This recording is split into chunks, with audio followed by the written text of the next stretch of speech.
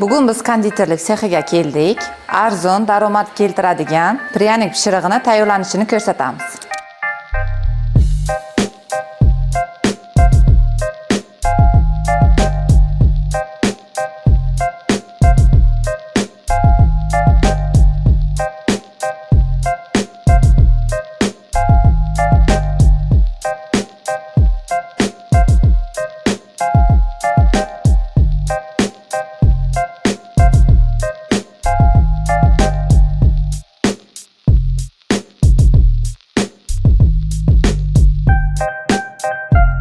Yigirma yillik tajribadan kelib chiqib, men daromad bo'lib, do'konlarda sotiladigan xaridor bo'lib, pryanik retseptini o'rgataman. Ushbu pryanik tan narxi 10 ming so'm, do'konlarda 25 minggacha sotsangiz bo'ladi.